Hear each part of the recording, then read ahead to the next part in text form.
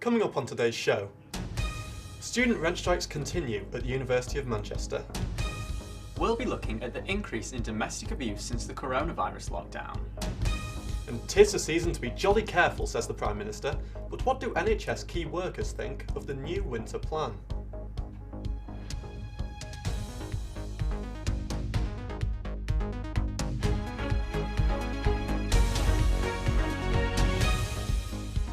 Hello and welcome to Quays News. I'm Jake Pencuthman. And I'm Oliver Yowd.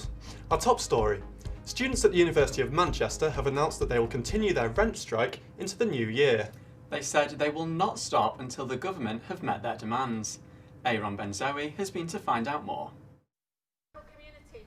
We stand with the students. We want to make it very clear that we do not blame students for the spike in COVID virus in this area. Dry shampoo donations appreciated.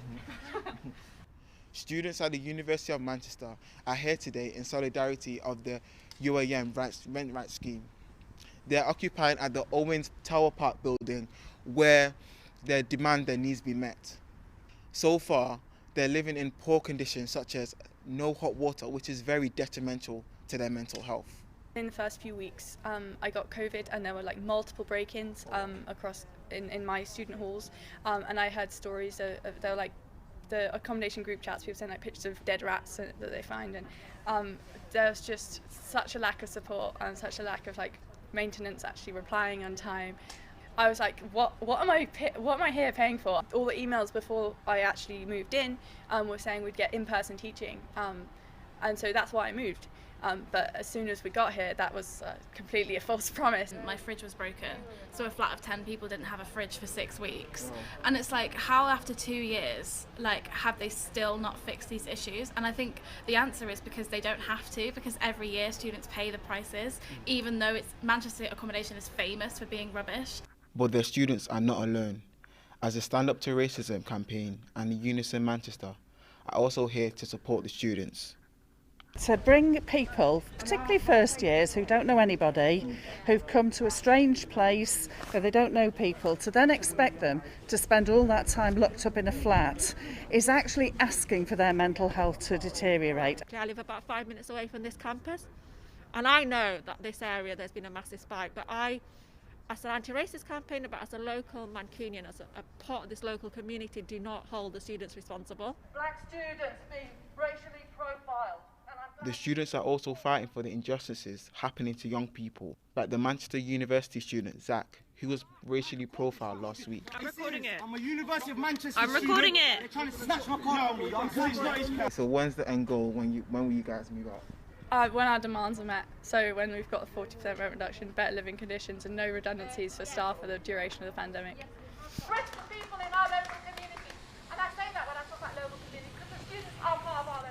Salford runner Matt Maxwell has taken it upon himself to run 10k every day for 100 days to raise money for 8-year-old Heidi Lou, who has cerebral palsy. Annie Mae Walker has been catching up with Matt on one of his runs and has this report. We have all run 10k before, but how many of us have run 100 of them consecutively? This runner has taken on the challenge. The fact that you don't have any rest days, it's a bit of a stupid thing to do, but we don't have any rest days. But you know what, everybody's been really supportive. We've had quite a lot of money early on, so that keeps you going, the fact that people have backed you and sponsored you. All to help 8-year-old Heidi Lou, a cerebral palsy sufferer that has just undergone hip surgery. I express how much she needs physio, she needs like different inputs. We just need everything to be able to see the old Heidi Lou and for her to continue good health, really, because without physio and like a specialist input, I just watched my child deteriorate this year. It's heartbreaking, isn't it? Heidi is just one of the Salford children who are supported by George's charity, founded by George's father in her memory. Our motto is driven by love, guided by angels, so and everything seems to be that way. It's always guided by George, and thanks to Matt for his crazy thing when he told me he was going to do it. I said, "Are you sure you want to do this?" And he said, "Yeah," and he's done it.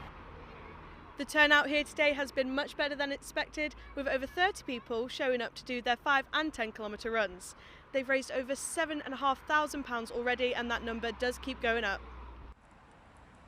Rain and injury hasn't stopped Matt yet. He says those who run alongside him is what keeps him going. It's wonderfully positive and a community-based thing that's brought the community together and benefiting people who are less fortunate than we are. Some of the money raised will fund bikes to encourage children in less fortunate families to be more active. Without adult support, without professional help, she wouldn't be able to do anything. She'd just be confined to her chair. I mean, it's just, you're happy, aren't you? You're going to sit up. See, she just really struggles. George's charity has helped Heidi for 3 years. Thanks to Matt, even more children can be supported. What's going to be the first thing you do when you finally get a rest day? I'm going to have a really hot curry and swirl it down with some real ale. There isn't any respite for Matt just yet, as he's set to finish his campaign with a marathon, in hopes to find Heidi Lou's very own pot of gold. Annie Mae Walker, Quays News.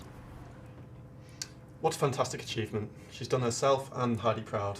Yes. Now, on Monday, Prime Minister Boris Johnson made a speech to the nation outlining the winter plan and the next steps out of the current lockdown.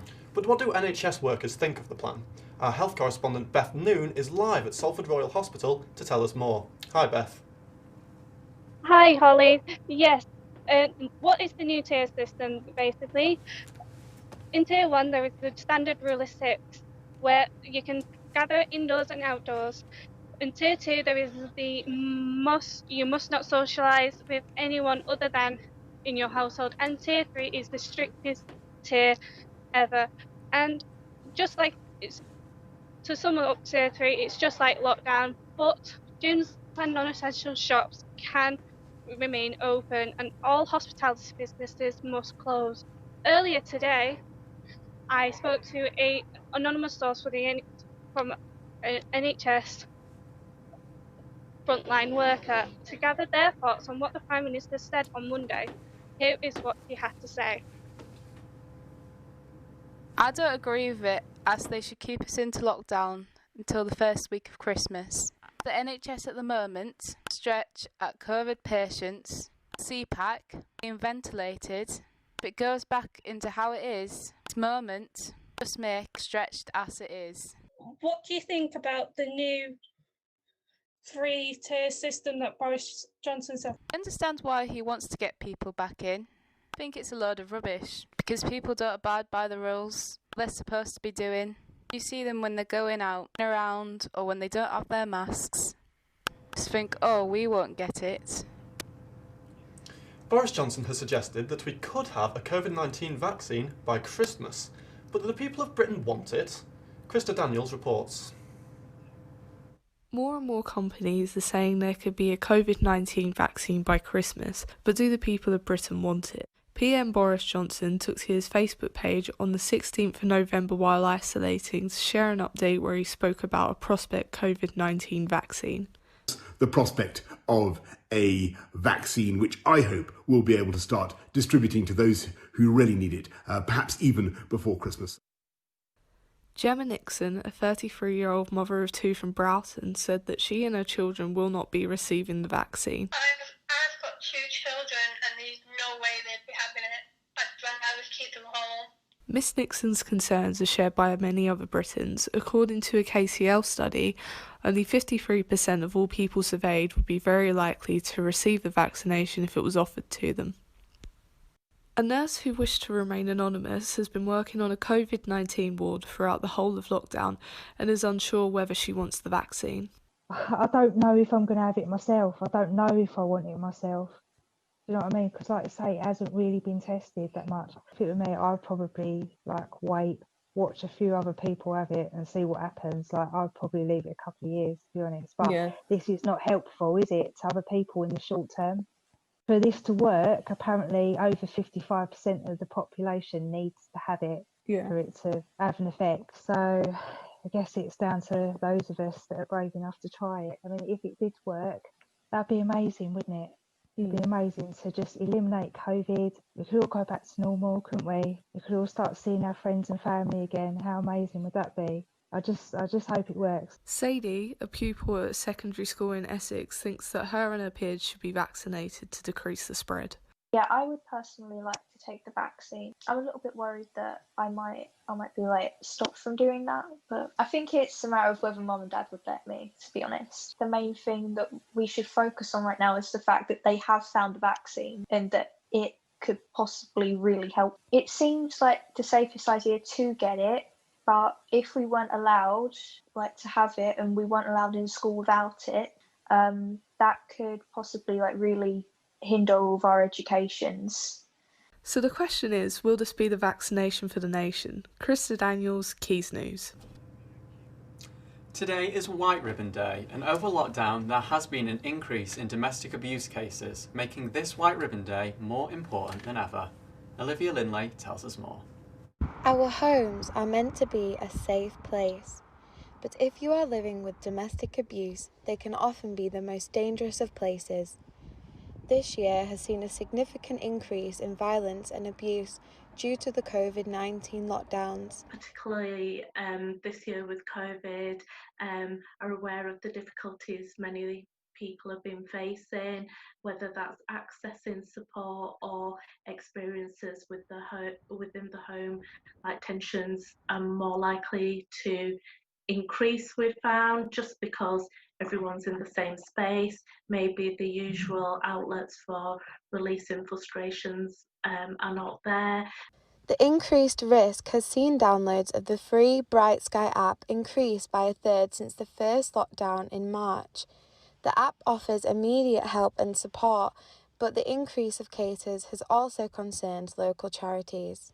Definitely been a massive increase in the need and them calling us and getting in touch with. The whole aim of the charity is to help people that have been affected by domestic or family abuse. Domestic abuse and family abuse go hand in hand.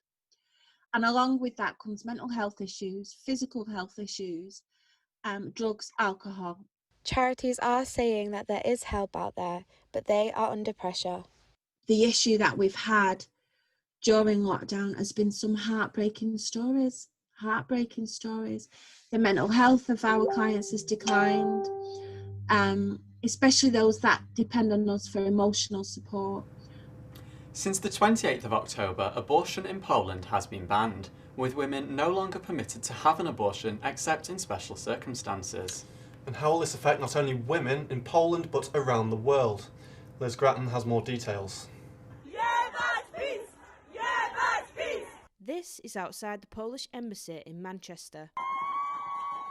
These protesters have taken to the streets to oppose against the new abortion laws in Poland. Since the 28th of October, abortion in Poland has been banned. Women are no longer permitted to have an abortion in Poland, except in particular circumstances. Disappointed in my government because they really do not care about women's health whatsoever. It's their bodies, they should be able to do what they want to do. Kasia Zwernik is a Polish student living in Manchester that attended the protests. So women are literally having to travel abroad just to have an abortion, which should be just a basic human right.